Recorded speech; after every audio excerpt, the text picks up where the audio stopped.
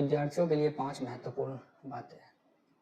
पहली बात है, जब हम अपने जीवन में अपने आप को उत्थान लाना चाहते हैं, कुछ बेहतर करना चाहते हैं, तो हमारे सामने एक बड़ी समस्या आती है। कई सारी हमारे अवधारणाएँ हैं जो हमें समाज से मिलता है, जो सोसाइटी से मिलता है। उन सारी अवधारणाओं से इस प्रकार हम ग्रसित होते हैं कि हम ये समझ नहीं पाते कि हमारी कामयाबी, हमारे जीवन का उद्देश्य जो हम खोजना चाहते हैं, जिससे हमारे जीवन में खुशहाली आए, जीवन जीने का एक उद्देश्य निर्धारित हो, तो कैसे उन उद्देश्यों को प्राप्ति करें? क्योंकि हमारी धारणाओं में तो बहुत सारी चीज़ें ऐसी होती है जो जो हमारे अवचेतन मन में इतनी गहराइयों तक बैठ जाता है कि हम उससे उभरना काफ़ी कठिनाई महसूस करते हैं, या हम ये भी नहीं समझते कि उससे अलग क्या दुनिया है। जैसे हमारी ये धारणा एक सामान्य तौर पर होती है कि ईश्वर ने सब कुछ बनाया है, ईश्वर के ही चाहने से सब कुछ का विकास होता है, ईश्वर जो चाहता है वही होता है। तो इससे तो किसी भी चीज़ों का डेफिनेशन क्लियर नहीं होता है, फिर हम भाग्यवादी हो जाते हैं और भाग्य के भरोसे ही जीने लगते हैं। लेकिन मैं ये कहता हूँ कि नहीं, आपका जीवन ईश्वर ने हो सकता है बनाया है, ऐसा आज तक तो कोई पुष्टि हुआ नहीं है और ये एक बहुत बड़ा कॉन्सेप्ट है। लेकिन ईश्वर अगर बनाया भी है आपको, अगर ये बात को विश्वास भी कर लें, तो बनाने के बाद इसको ईश्वर ने आपके पास एक क्षमताएँ देती है विकास के, उत्थान के, कि आप अपने आप को प्रगति कर सकें, आप अपने आप को जिस मुकाम तक चाहे वो अच्छा से अच्छा हो या बुरा से बुरा हो, प्राप्त कर सकते हैं। तो ये 5 बिंदुओं का याद रखें कि कैसे अपने आप को बेहतर कर सकते हैं, कैसे उत्थान ला सकते हैं। पहली बात ये कि आप समझें कि आप में पर्याप्त वो क्षमता है जो आप होना चाहते हैं, या बल्कि जितना आप होना चाहते हैं वो प्राप्त कर सकते हैं।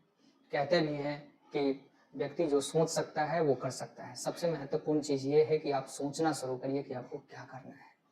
अपना लक्ष्य को निर्धारित करिए और लक्ष्य को बार-बार अपने निगाहों से, अपने सामने से गुज़ारें। क्योंकि ये प्रक्रिया ऐसी है कि धीरे-धीरे आपके दिमाग में, आपके अवचेतन मन में धीरे-धीरे ये विचार बैठ जाता है और आप अपने आप को प्रगति करने लगते हैं और दिमाग उसके हिसाब से ही आपको आउटपुट देना चालू कर देता है। दूसरा ये कि आपने जो डिसाइड किया है उसके लिए प्लानिंग बनाएँ। आप उसको लिखें, एक डायरी रखें, हमेशा अपने पास डायरी रखें, सुबह में या शाम में। आप जब भी समय या जब भी आप कंफर्टेबल महसूस करते हैं उसके बारे में लिखें कि आप क्या चाहते हैं, और उसे प्राप्त करने के लिए अलग-अलग समय सीमा में उसको बाँटें कि उसको आप किस तरीके से पाना चाहते हैं, कितने समय में पाना चाहते हैं। ये आपके विकास की प्रक्रिया को, ये भी आपके अवचेतन मन में एक अस्थायी इमेज बनाएगा और जिससे आपको यहीं से प्रेरणा मिलेगी। तीसरा, आप अपने कार्यों की समीक्षा ज़रूर करें। आप जब भी कोई कार्य करें तो एक नियमित रूप से अपने कार्यों की समीक्षा के लिए एक रूटीन बनाएँ। जैसे दिन भर आपने स्टडी किया, दिन भर आपने मेहनत किया, परिश्रम किया, बिज़नेस किया, या जिस भी आप क्षेत्र में हो, जहाँ भी आपने किया, आप शाम में इसकी समीक्षा अवश्य करें कि दिन भर में आपने जो किया है, कि आपके पास और भी कुछ स्कोप थे, कोई पोटेंशियल थे जिससे आप अपने आप को इम्प्रूवमेंट ला सकते थे। आप देखेंगे कि आपकी क्षमताएँ कई गुना बढ़ना शुरू हो जाएगा। चौथा, आप विचार नहीं करें बल्कि कार्य शुरू करें। अगर आप भी आज भी आप वीडियोज़ को रोज़ सर्च कर रहे हैं, अपने दोस्तों में, अपने परिवारजनों में से अपने आप को सलाह हमेशा ढूँढ रहे हैं कि कोई ऐसी सलाह दे, कोई ऐसी मुहूर्त बताए जब कार्य शुरू करें।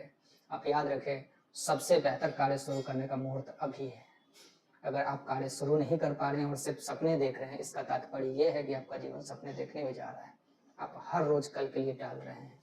ये जीवन की सबसे बड़ी त्रुटि साबित हो जाती है, सबसे बड़ी त्रुटि बन जाती है। इसलिए आपने जो तय किया है वो आज से शुरू करें। आज ही सबसे बेहतर उसका मुहूर्त है और अभी ही उसका सबसे बेहतर मुहूर्त है।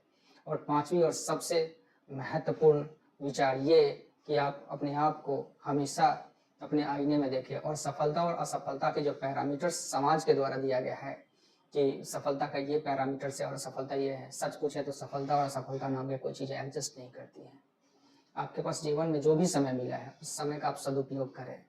जैसे हम एक उदाहरण के तौर पे देखते हैं कि सपोज़ करिए कोई यूपीएससी तैयारी करने वाला कोई कैंडिडेट्स है, एस्पिरेंट्स है, और वो ये मान के चलता है कि उसका सफलता का पैरामीटर ये है कि वो यूपीएससी क्वालीफाई कर ले।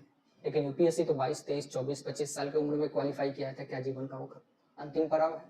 अगर यही कहा जाए तो फिर बेंजामिन फ्रैंकलिन का एक लाइन मुझे बहुत याद आ रहा है।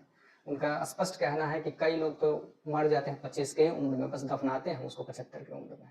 तो याद रखें, असफलता जैसा कोई चीज़ नहीं है। कुल मिला के हमारा प्रयास, हमारा नियमित प्रयास अपने लक्ष्यों के लिए बहुत महत्वपूर्ण है।